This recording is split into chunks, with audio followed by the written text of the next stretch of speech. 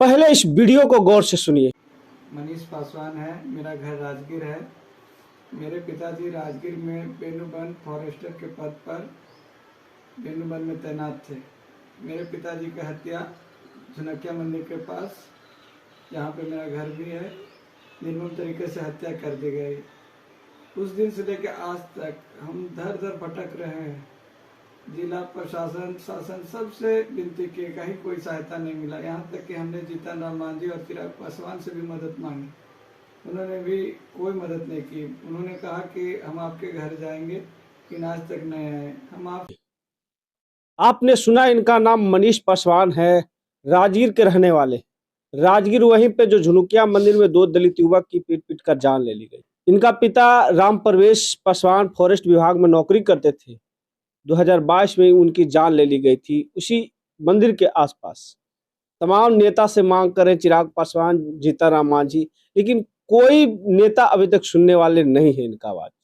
आइए बात करते हैं, आदित्य पासवान जी हैं। क्या आदित्य पासवान इनके आवाज को मजबूती से उठा पाएंगे? कैसे हैं सर? बहुत बढ़िया।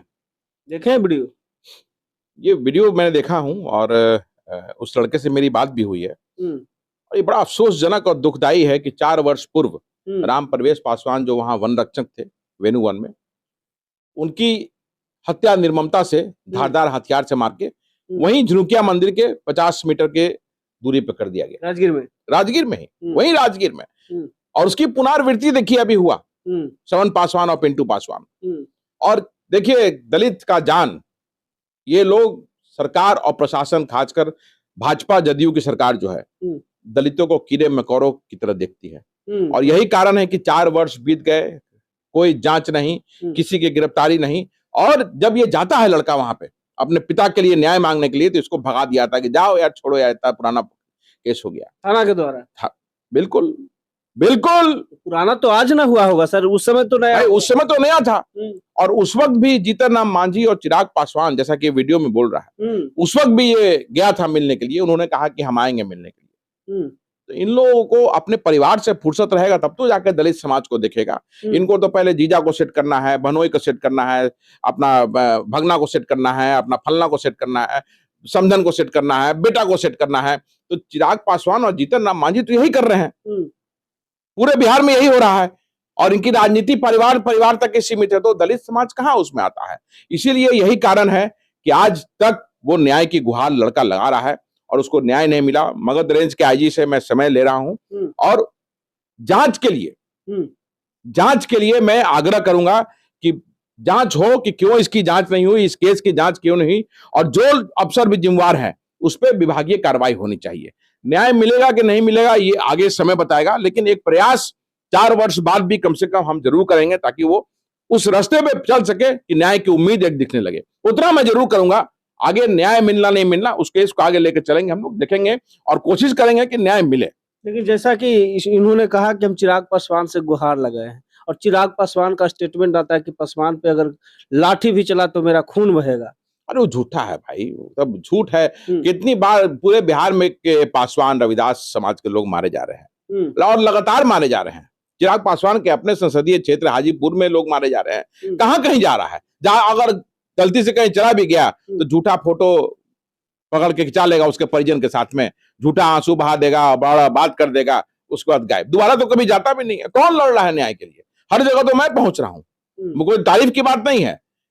मैं इसलिए जा रहा हूं कि कम से कम एक कोशिश कर रहा हूं, विपक्ष में रहते हुए भी कम से कम आवाज उठा रहा हूं कि एक न्याय की प्रक्रिया जो है वो शुरू हो सके और उसको दबाने का प्रयास नहीं किया जाए, जो कि आज बिहार में लगातार सारे मामलों को दबाने का काम किया था। कम से कम वो तो हो कि न्याय की तरफ वो बढ़े।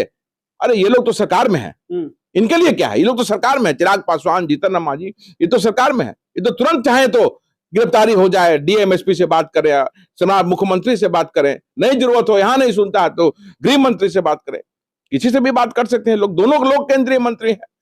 लेकिन यहां तो परिवार, देखिए, परिवार से जब घिरा रहेगा, परिवारों को सेट करना मुख्य इनका उद्देश्य रहेगा, तो स्वाभाविक है कि समाज उस वक्त जो है वो पीछे रहेगा। और समाज की बात जो है वो सिर्फ और सिर्फ चुनाव के समय में ये लोग करते हैं, और झूठी आंसू बहा करके, घड़ियाली आंसू बहा करके, वोट लेकर के सत्ता की मलाई लोग खाली खाने का काम करते हैं। जीतन राम मांझी जी का नाम लिया गया। जीतन राम मांझी जी ट्वीट कर दिए कि हम बहुजन बैठकी में जा रहे हैं, लेकिन समय नहीं है कि दलित के घटना पर जाए। जीतन राम मांझी किस बहुजन की बात करते हैं?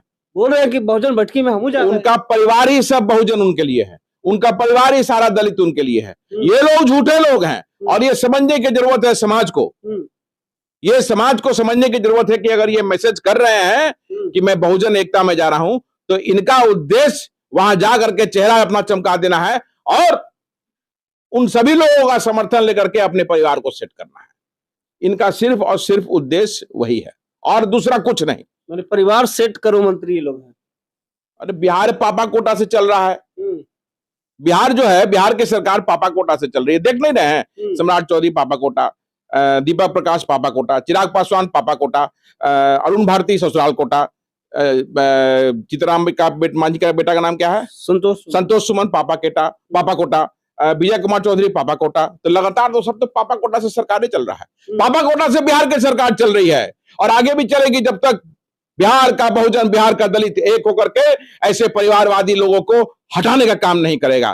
क्योंकि जब तक ऐसे लोग रहेंगे समाज में घटनाएं होती रहेंगी और समाज में न्याय नहीं मिलेगा जब तक आप अपने बीच से अपने लोगों को जो आपके लिए सोचते हैं, आपके लिए बोलते हैं, उनको सत्ता के शीर्ष तक नहीं पहुंचाइएगा। तो इसी तरह घटनाएं होती रहेंगी और घटना में न्याय जो है वो नहीं मिलेगा। चलिए, तो साफ तौर पर सुनने का काम किया हमारे सर आदित्य पासवान थे। जिस प्रकार से राजगीर वाली घटना पे बात रखने का काम किया। बहरहाल पूरी बातचीत पर आपकी क्या प्रतिक्रिया, अपना प्रतिक्रिया हमारे साथ साझा जरूर।